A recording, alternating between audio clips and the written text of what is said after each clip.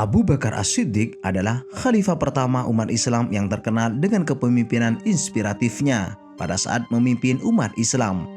Setelah Nabi Muhammad SAW wafat, Abu Bakar dipilih oleh umat Islam sebagai penggantinya untuk melanjutkan tugas memimpin umat Islam. Dari kisah perjalanan Abu Bakar, kita mendapat inspirasi bahwa keteguhan komitmen seorang pemimpin menjadi amatlah penting, dengan tanpa menghilangkan kelembutan sikap dan kepedulian pada sesama.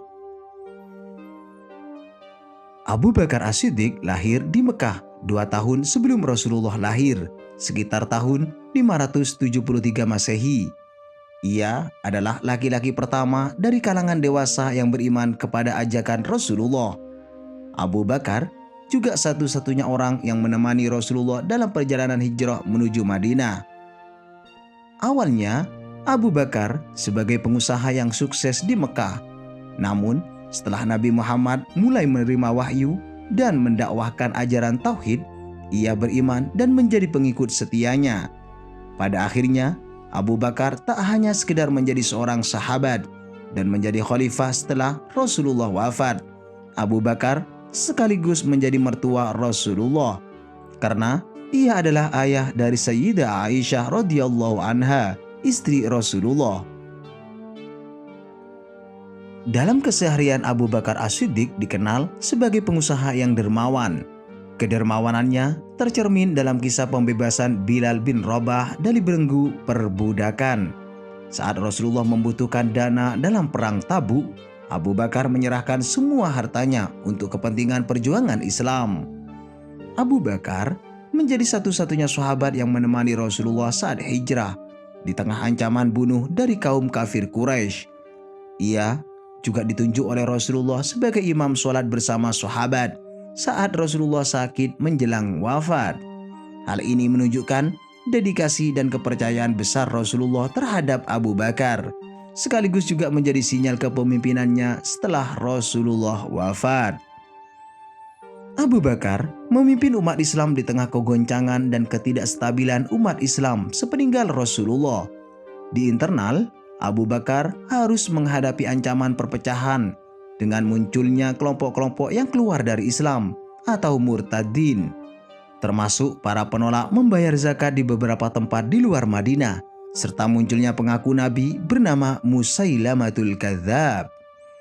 Di satu sisi, Abu Bakar juga harus menghadapi kekuatan eksternal, yaitu dari Rum Bizantium, yang sebelumnya sudah terjadi kontak senjata pada masa Rasulullah.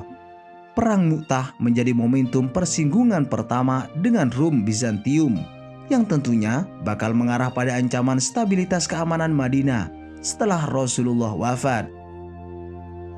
Sebagai seorang pemimpin yang bijaksana, Abu Bakar menghadapi berbagai tantangan itu dengan bijaksana dan memimpin umat Islam dengan stabil dalam momen-momen sulit. Langkah pertama, Abu Bakar tetap bersikukuh memberangkatkan pasukan yang dipimpin oleh Usamah bin Zaid sebagai pasukan yang dipersiapkan oleh Rasulullah. Pasukan ini sempat kembali di tengah jalan setelah mendengar Rasulullah wafat. Langkah Abu Bakar As-Siddiq ini sempat mendapat penolakan dari para pembesar sahabat. Namun, ia tetap berkomitmen meneruskan apa yang dilakukan oleh Rasulullah. Langkah Abu Bakar terbukti ampuh dan bernilai strategis karena ketika Bizantium diserang Usamah bin Zaid, mereka kena mental dan tidak lagi mengabaikan kekuatan Islam meski Rasulullah telah wafat. Selain itu, Abu Bakar juga menghadapi masalah dengan penolakan pembayar zakat di beberapa tempat di luar Madinah. Untuk menyelesaikan masalah tersebut, Abu Bakar memutuskan untuk mengeluarkan pasukan, memaksa orang-orang yang menolak zakat dan memastikan pembayaran zakat yang telah diatur.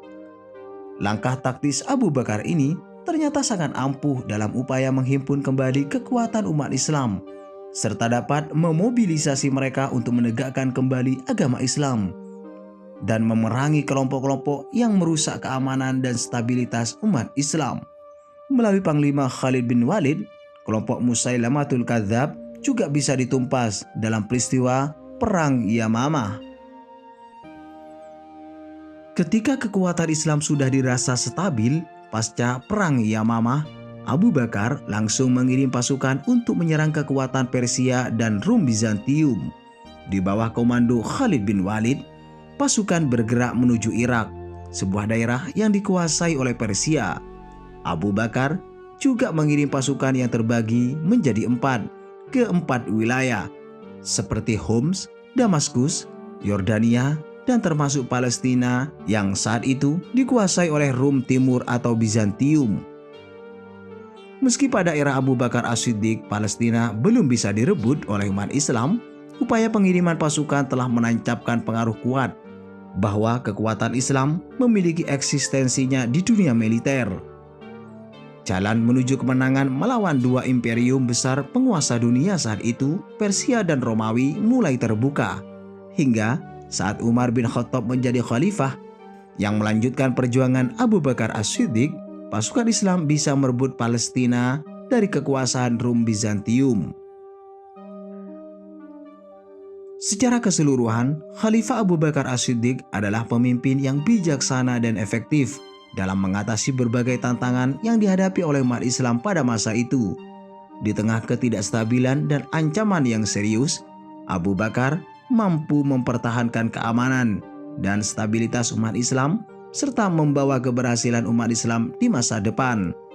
Dedikasi dan kepemimpinan Abu Bakar dapat menjadi inspirasi bagi pemimpin dan umat Islam saat ini dalam menghadapi tantangan dan mempertahankan stabilitas dalam konteks dunia yang kompleks dan terus berubah-ubah. Sebagai seorang pemimpin, Abu Bakar tercermin sebuah sosok yang adil dan berjiwa pemimpin.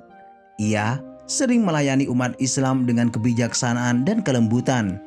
Kelembutan sifat Abu Bakar ini lebih mencolok, meski ia juga dikenal sebagai pemimpin yang berprinsip.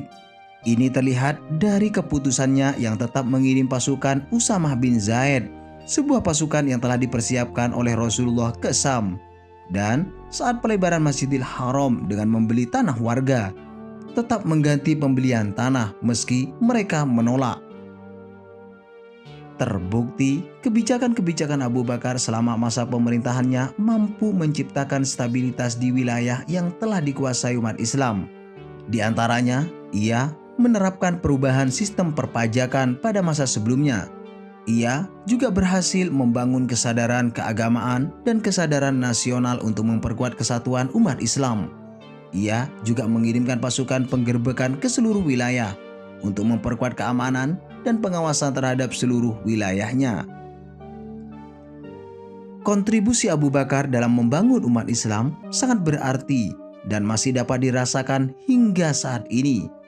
Kehadirannya dinilai sangat tepat sebagai khalifah pertama umat Islam di tengah kegoncangan rasa dan pembelotan akibat ditinggal Rasulullah. Abu Bakar adalah sosok pemimpin yang inspiratif, telah memberikan pengaruh positif terhadap umat Islam.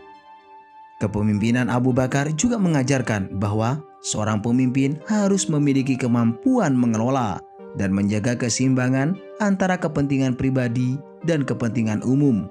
Oleh karena itu, dedikasi Abu Bakar As-Siddiq sebagai khalifah pertama umat Islam sangat dihormati dan patut diteladani.